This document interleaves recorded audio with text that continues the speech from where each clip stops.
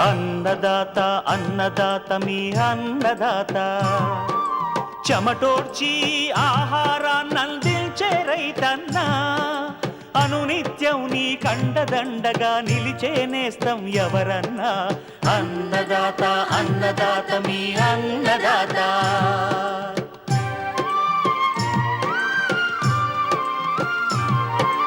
నూతన రీతుల సాగుబడికి నూరింతలు పెరిగే దిగుబడికి సూచనలిచ్చే సస్య రక్షణకు పశు పోషణకి శాస్త్ర విజ్ఞానం అందించి ముందుకు నడిపే తెలుగు రైతు భారతదేశానికి మకుటం అయ్యేలా తీర్చిదిద్దే ఆశయంతో మిమ్ము మేలు కొలిపేది అన్నదాత అన్నదాత అన్నదాత మీ అన్నదాత అన్నదాత అన్నదాత మీ అన్నదాత. అన్నదాత ప్రేక్షకులకు నమస్కారం. ఈనాటి ముఖ్యాంశాలు: దాల్వాలో గోదావరి మండలానికి అనువైన వరి రకాలు, మామిడిలో కనిపిస్తున్న పోషక లోపాలు సవరణ మార్గాలు, మేడపై సేద్యంతో ఆదర్శంగా నిలుస్తున్న పార్వతీపురం మన్యం జిల్లా విశ్రాంత ప్రధానోపాధ్యాయుడు, ఇంకా జై కిసాన్ వ్యవసాయ సమాచారం.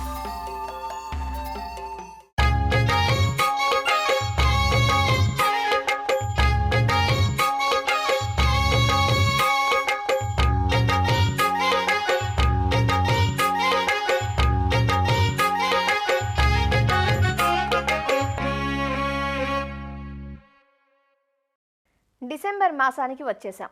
కృష్ణా గోదావరి మండలాల్లో సార్వా వరి కోతలు పూర్తయిన ప్రాంతాల్లో రైతులు దాల్వా వరి నారుమడి తయారీకి సిద్ధమవుతున్నారు. సార్వాతో పోలిస్తే దాల్వా సాగులో సమస్యలు తక్కువనే చెప్పాలి. అయితే ప్రాంతాలకు అనుగుణంగా స్వల్పకాలిక రకాలను ఎన్నుకొని సాగులో శాస్త్రీయతను పాటించినప్పుడే నాణ్యమైన దిగుబడులను సాధించగలం. ముఖ్యంగా 120 నుంచి 130 రోజుల పంటకాలం కలిగి కాండం దృఢంగా ఉన్న రకాలు చీడపీడలను తట్టుకొని చేనుపై పడిపోని వంగడాలను సాగుకు ఎంచుకోవాలంటూ రబీకి అనువైన వరి రకాలు, వాటి గుణగణాలను వివరిస్తున్నారు పశ్చిమ గోదావరి జిల్లా ఉండి కృషి విజ్ఞాన కేంద్రం శాస్త్రవేత్త డాక్టర్ పొడపాటి వినయలక్ష్మి. మన గోదావరి జిల్లాల్లో చేపల చెరువులు కానీ రొయ్యల చెరువులు కానీ ఎక్కువగా ఉండడం వలన ఆ చెరువుల పక్కన ఉన్నటువంటి పొలాలు ఎక్కువగా చౌడు బారిపోవడం అనేది చూస్తూ ఉన్నాం. దానివలన దిగుబడి తగ్గిపోవడం అనేది గమనిస్తూ ఉన్నాం.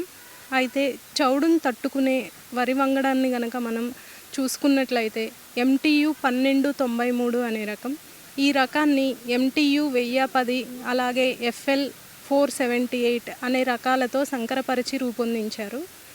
ఈ రకము 1000 గింజల బరువు వచ్చేసి దగ్గర 24 గ్రాములు ఉండి 1 ఎకరాకు 50 బస్తాల వరకు దిగుబడినిస్తుంది.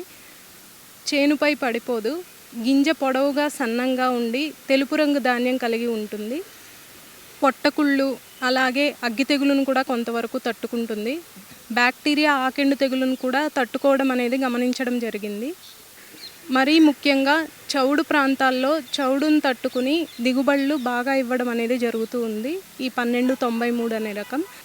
తరువాత అన్నానికి అనుకూలమైనటువంటి మధ్యస్థ సన్నగింజ రకాలు కనుక చూసుకున్నట్లయితే MTU 1282, ఈ రకాన్ని MTU 1001 అలాగే KMP 150 రకాలతో సంకరపరిచి రూపొందించడం జరిగింది. గింజ మధ్యస్థ సన్నంగా ఉండి తెలుపు రంగు ధాన్యం కలిగి ఉంటుంది. 1000 గింజల బరువు చూసుకున్నట్లయితే 14 గ్రాముల వరకు ఉండి ఎకరాకు 40 నుంచి 45 బస్తాల వరకు దిగుబడినిచ్చే సామర్థ్యం కలిగి ఉన్న రకము. ఈ రకం అన్నానికి అనుకూలంగా ఉంటుంది, చేనుపై పడిపోదు, దోమపోటు అగ్గి తెగుల్ని తట్టుకుంటుంది కొంతవరకు, గింజ రాలిక కూడా తక్కువ. తర్వాత MTU 1121 అనే రకం, ఈ రకాన్ని BPT 5204 అనే రకంతో సంకరపరిచారు.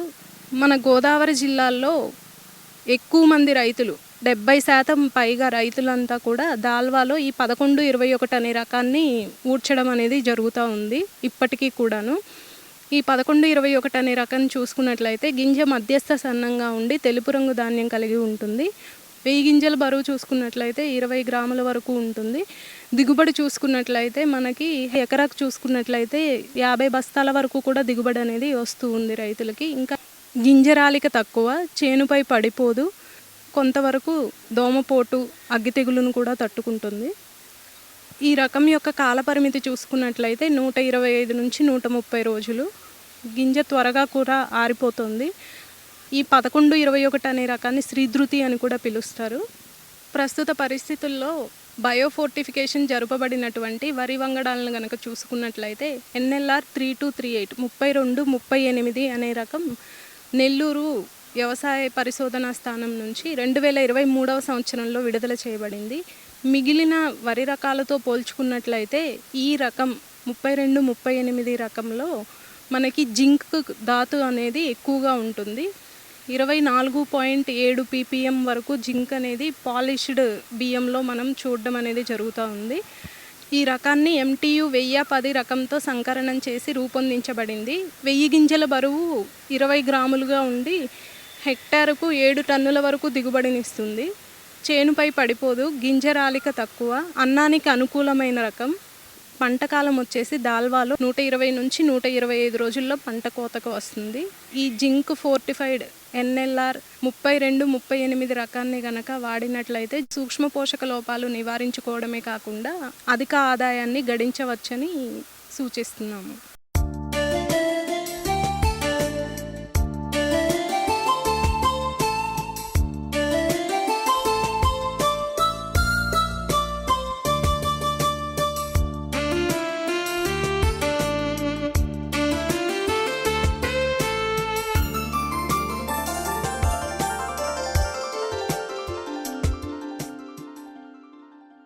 ఆసక్తి, అభిరుచి ఉండాలే గాని సాగుకు ఎలాంటి రసాయన ఎరువులు, పురుగు మందులు అవసరం లేదని మిద్దె సేద్యంతో నిరూపిస్తున్నారు ఎందరో ఔత్సాహికులు. రసాయనాలతో నిండిపోతున్న వ్యవసాయ ఉత్పత్తులు ఆరోగ్యానికి చేసే హానిని గుర్తించాక తామే సొంతంగా సేంద్రియ విధానంలో కూరగాయలు, పండ్లను పండించుకుంటున్నారు. పార్వతీపురం మన్యం జిల్లా గుమ్మ లక్ష్మీపురానికి చెందిన విశ్రాంత ప్రధాన ఉపాధ్యాయుడు గత 4 ఏళ్లుగా మేడపై ఆకుకూరలు, కూరగాయలు, పండ్లు, పూల మొక్కలు, ఔషధ మొక్కలను పెంచుతూ తనదైన ప్రత్యేకతను చాటుకుంటున్నారు. అంతేకాదు విత్తనాలు, మొక్కలను తోటివారికి అందిస్తూ వారిని ప్రోత్సహిస్తున్నారు. మొక్కల మధ్య గడుపుతూ స్వచ్ఛమైన ఆహార ఉత్పత్తులను తింటుంటే ఆహ్లాదంతో పాటు కుటుంబ జీవనం ఆరోగ్యకరంగా ఉంటుందంటున్న వారి అనుభవాలను ఈనాటి నందనవనంలో మీకోసం చూపిస్తున్నాం, చూడండి.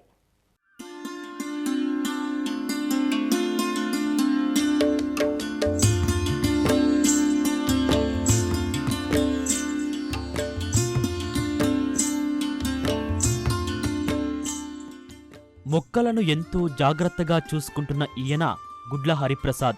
పార్వతీపురం మన్యం జిల్లా గుమ్మ లక్ష్మీపురంలో 220 చదరపు గజాల విస్తీర్ణంలో ఇంటిని నిర్మించుకుని మేడపై ఇలా మొక్కల పెంపకానికి శ్రీకారం చుట్టారు. చిన్నతనం నుంచి మొక్కల పెంపకంపై ఆసక్తి ఉండటంతో తాను పనిచేసిన పాఠశాలల్లో సైతం మొక్కలు పెంచుతూ అటు విద్యార్థులకు, ఇటు తోటి ఉపాధ్యాయులకు స్ఫూర్తిగా నిలిచేవారు. మొక్కలను 3 భాగాలుగా విభజించుకుని పెంపకం చేస్తున్నానంటూ తన అనుభవాలను ఇలా తెలియజేస్తున్నారు హరిప్రసాద్. నాకు చిన్నప్పటి నుంచి కూడా మొక్కల పెంపకం అంటే చాలా ఇష్టం అండి. నేను అపాయింట్ అయిన తర్వాత ఏ స్కూల్కి వెళ్ళినా సరే ఆ స్కూల్లో ఎడ్యుకేషన్తో పాటు ఖచ్చితంగా మొక్కల పెంపకం అనేది చేసేవాడిని అక్కడ. అది కూడా నాతో పాటు నా తోటి ఉపాధ్యాయులతోని, అలాగే నా దగ్గర చదివే విద్యార్థులతో కూడా మనం ఆ విధంగా చేసేవాళ్ళం. ఈ విధంగా చేయటం వల్ల నాకు దాని మీద ఇంకా ఉత్సుకత పెరిగింది. రిటైర్ అయిన తర్వాత ఏం చేశానంటే, ఇది కూడా అంతా కూడా న్యాచురల్ అండి.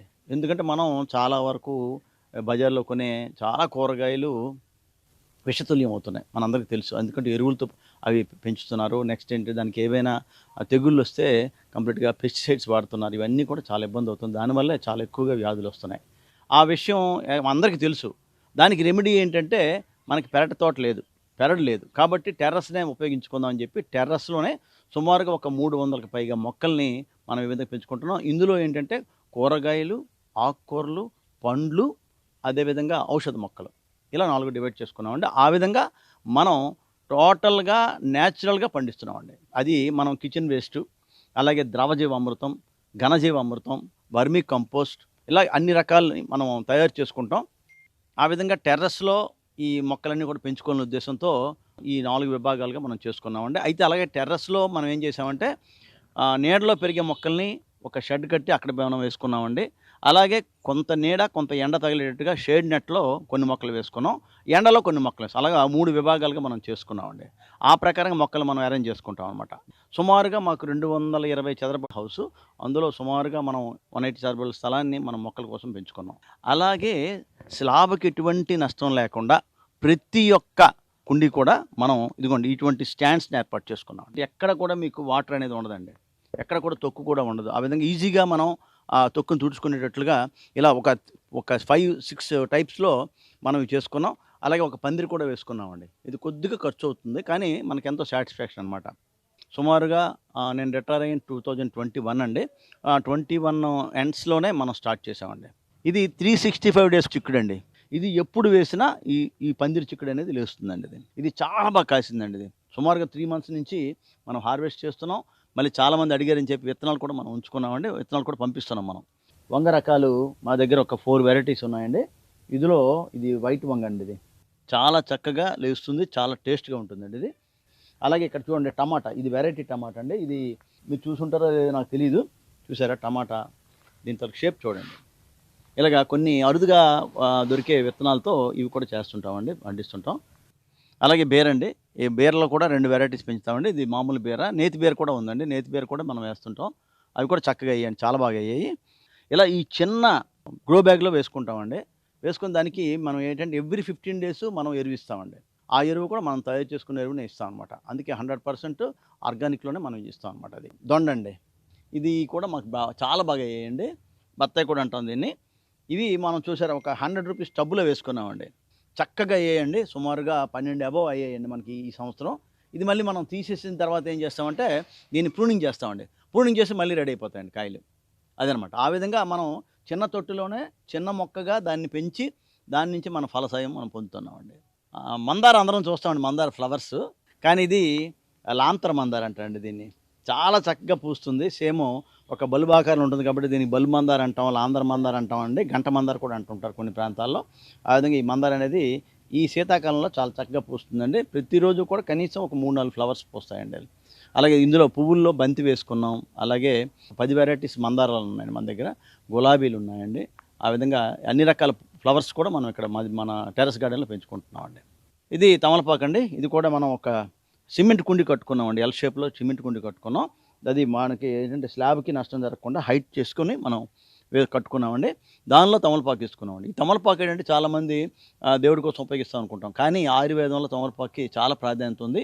ఈ తమలపాకు అనేది మనకి చాలా వరకు కొలెస్ట్రాల్ లెవెల్స్ని మనకి చాలా కంట్రోల్ చేస్తుందండి తమలపాకు. కొండపిండి ఆకండి ఇది. చాలా చాలా ఉపయోగకరం అనమాట మనకి. ఎందుకంటే కిడ్నీలో స్టోన్స్ లేని వాళ్ళు అంటూ ఉండరు. ఇప్పుడు ఒక 30 ఇయర్స్ దాటిందంటే కిడ్నీలో స్టోన్స్ రెడీ అయిపోతాయండి.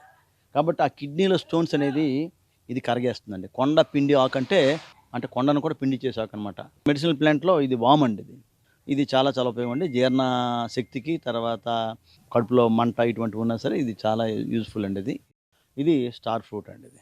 టింకిస్ ఫ్లవర్స్ అంటారండి దీన్ని. దీనిలో మనకు 5 వెరైటీస్ ఉన్నాయి. దీని అటువైపు అయితే జినియా ఫ్లవర్స్ కూడా అంటారనమాట.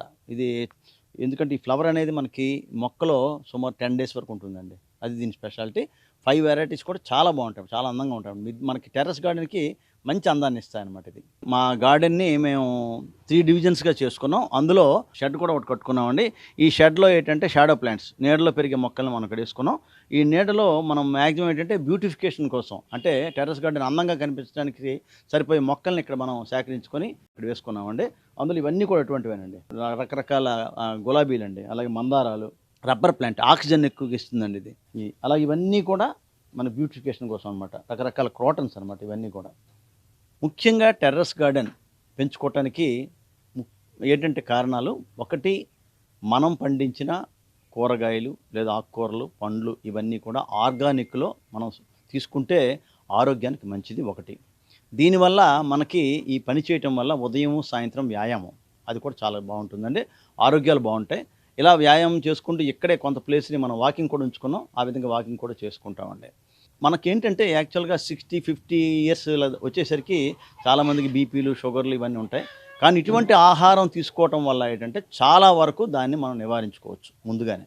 దాంతోపాటు ఆరోగ్యం, ఆహ్లాదం, మనకెంత తృప్తి అండి. ముఖ్యంగా మనం పండించినవి మనం తీసుకుంటే దానిలో ఉండే తృప్తి ఇంకా దేనిలో ఉండదు. అది కూడా ఒక కారణం అండి.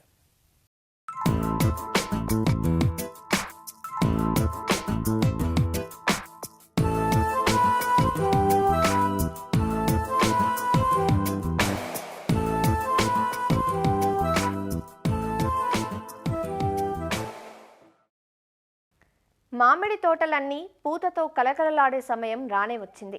కొన్ని తోటలు ఇప్పటికే మొగ్గ తొడిగాయి. చాలా వరకు తోటలు డిసెంబర్, జనవరి మాసాల్లో పూతకొస్తాయి. ఈ సమయం కోసమే ఎదురు చూస్తున్న చీడపీడలు తోటలపై విరుచుకుపడి కాయ నాణ్యతను, దిగుబడులను హరించి వేస్తుంటాయి.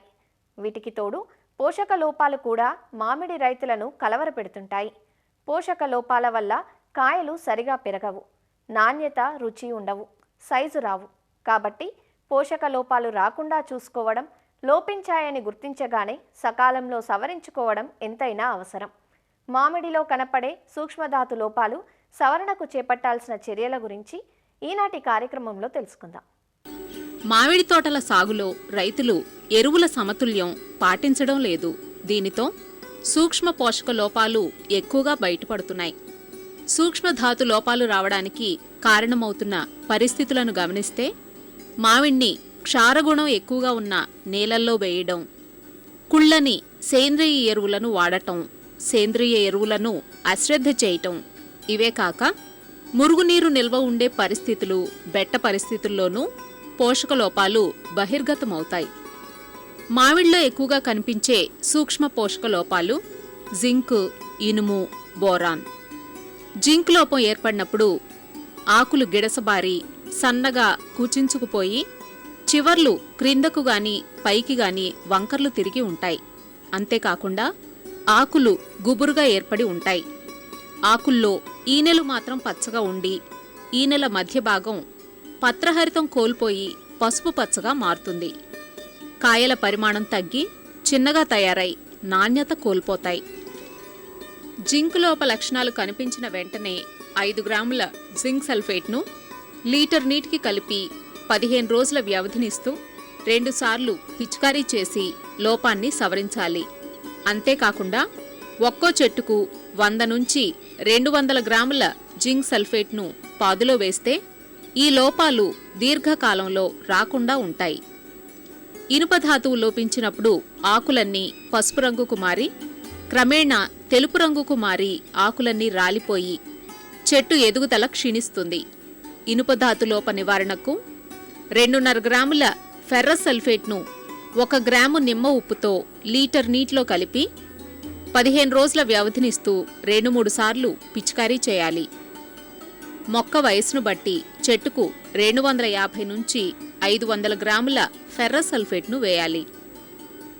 మామిడిలో జింక్, ఇనుపధాతు లోపాలతో పాటు బోరాన్ ధాతులోపం కూడా కనిపిస్తుంది. బోరాన్ లోపించినప్పుడు ఆకులు గిడసబారి ఆకుల ఈనెలు మందంగా మారి ఆకులు క్రిందకు వంకర్లు తిరిగి ఉంటాయి. కాయలు నిలువుగా పగలటం బోరాన్ ధాతులోప ముఖ్య లక్షణం.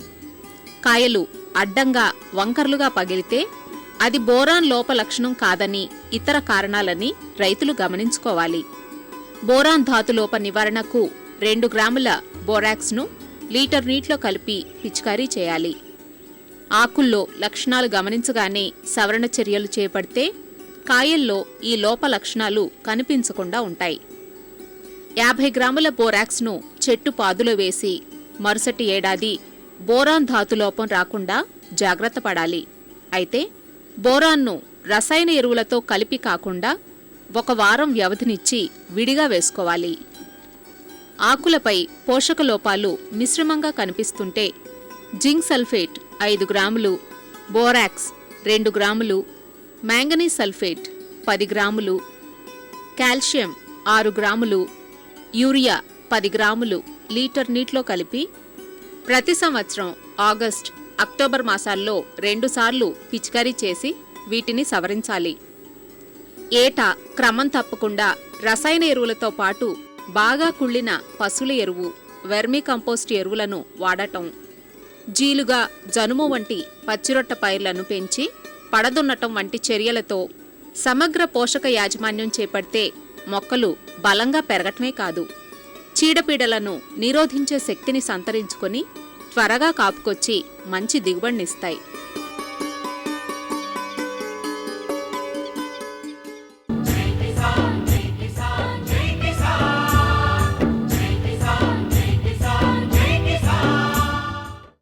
వ్యవసాయ సమాచారం ఇప్పుడు జై కిసాన్లో చూద్దాం. మార్కెట్లో నిమ్మకు సరైన గిట్టుబాటు ధర లేకపోవడంతో తీవ్రంగా నష్టపోవాల్సి వస్తోందంటూ నెల్లూరు జిల్లా రైతులు ఆందోళన చెందుతున్నారు. ఇతర రాష్ట్రాల్లో గిరాకీ తగ్గిందనే కారణంతో స్థానికంగా వ్యాపారులు ధరల్లో కోత పెడుతున్నారంటూ రైతులు చెబుతున్నారు. గత 2 నెలలుగా మార్కెట్ మందకోడిగానే సాగుతోందని, ప్రస్తుతం కిలోకు 7 నుంచి 15 రూపాయలు మించి రాకపోవడంతో కూలీ ఖర్చులు కూడా వచ్చే పరిస్థితి లేదంటూ వాపోతున్నారు. దారుణంగా కూడా సార్, రైతులు బాగా నష్టపోయినారు. 15 రోజులుగా 7, 8, 15 దాకా పోతుంది కేజీ. అంతకుముందు 20, 25, 30 దాకా పోతుంది. మామూలుగా 30 నుంచి 40 కానీ అమ్మితే లేబర్కి ఈ లగేజీలు ఛార్జీలు బాను కొద్దిగా మిగులుతుంది. పోయిన సంవత్సరం అమ్మింది 60, 70, 80 దాకా పోయింది. ఆగస్టు, సెప్టెంబర్, అక్టోబర్ దాకా పోయింది. ఈ సంవత్సరం మార్కెట్ డల్. ఈ సంవత్సరం అది 15, 20 రూపాయలు అంతే. దారుణం అమ్మటం రైతులు చాలా దెబ్బతింటున్నారు. 2 నెలల నుంచి ఇదే పరిస్థితిలో ఉన్నారు. మే నెల నుంచి ఈసారి కంటిన్యూగా రేట్లు డల్లే. పోయినసారి ఇట్లాంటప్పుడు కూడా అన్ సీజన్లో కూడా 30, 40, 50 అమ్ముతాయి. ఈసారి 10 నుంచి కొద్ది రోజులు అమ్మినాయి 10 నుంచి 20 లోపల. ఇప్పుడైతే 7, 8 రూపాయలు, 15 లోపల. సాధారణంగా సీజన్లో అంటే ఫిబ్రవరి, మే నెలల్లో కిలోకు 100 నుంచి 120 వరకు ధర పలికినా అన్సీజన్లో 30 నుంచి 40 రూపాయల మధ్య ఉంటుండేది. అయితే ఈసారి మార్కెట్ ధరలు దారుణంగా పడిపోయాయంటూ రైతులు వాపోతున్నారు. ఉమ్మడి నెల్లూరు జిల్లాలోని రాపూరు, పొదలకూరు, గూడూరు, వెంకటగిరి, సైదాపురం, బాలాయపల్లి తదితర మండలాలలో సుమారు 50,000 ఎకరాల్లో నిమ్మ తోటలు సాగులో ఉన్నాయి.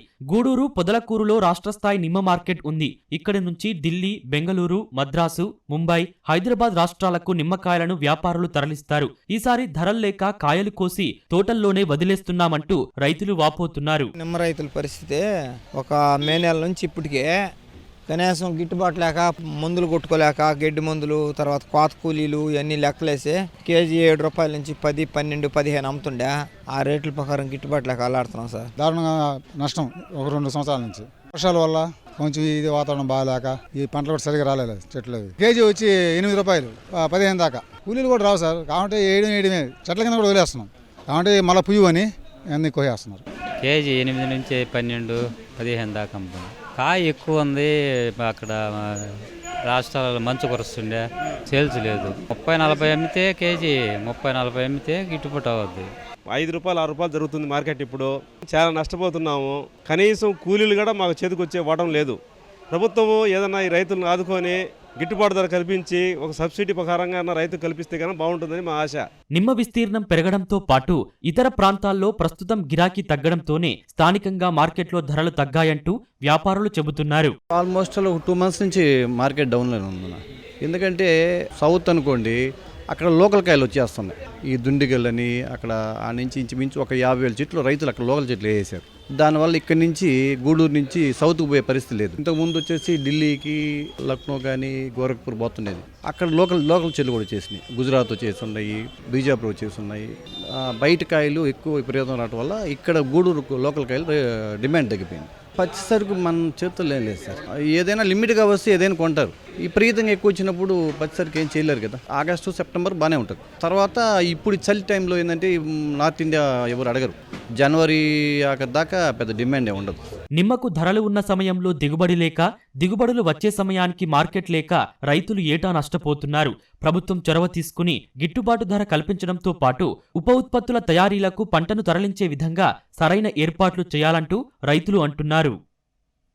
మరిన్ని విభిన్నాంశాలతో రేపటి అన్నదాతలో మళ్ళీ కలుసుకుందాం. నమస్కారం.